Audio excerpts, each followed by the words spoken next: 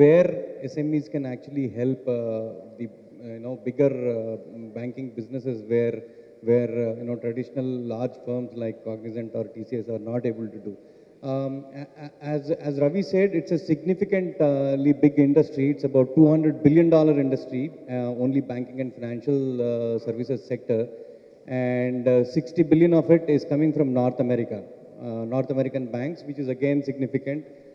In 2014 and 15, if you see, significant amount of spend will come from North America and not surprisingly APAC, which is actually getting into the group.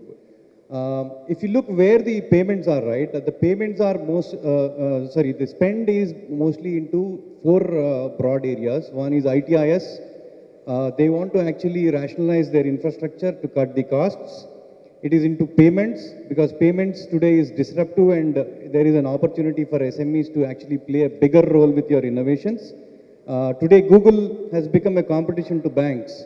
We could have never imagined that. People are like still doing traditional card-based payments, whereas Google comes with a wallet, iOS, the Apple comes with a passbook, and then they are trying to disrupt the payments technology. Only way the banks are surviving because there are still regulations that are put in place. Otherwise, I think the online players would have already taken over actually.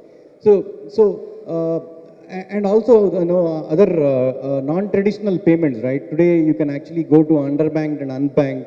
You can actually link all your sources of income to a card and actually spend it. Today rewards have become the loyalty points that we use, that we get on all our credit cards, can be used as a currency.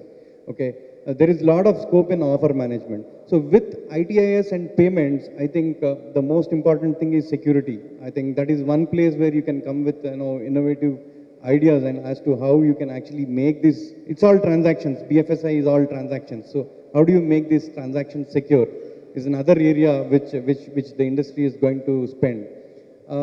Based on 2014 results, stress results, that is where they actually check the banks on their, how they are doing with respect to their liquidity and all those things. I think there will be a lot of significant spend that will be there on regulations, risk and compliance, where people, for example, card company has lost millions of rupees because they have not put a proper, terms and conditions while selling their product. Now, what are the significant priorities within the CXOs that are there in the banking and financial industry? People spoke about SMAC and other things, but I think when you come to the reality check, people are calling digital bank of the future.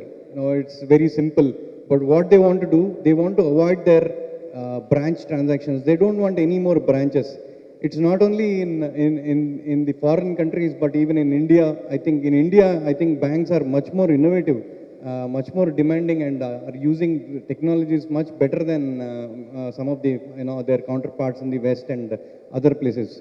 So digital bank of the future, I think, offers a lot of opportunities to SMEs, especially when they actually go to the multi-device, multi-channel strategy and user friendliness. I think UX and UI design. I'm sure there are some companies that have come today who are only in UX and UI design.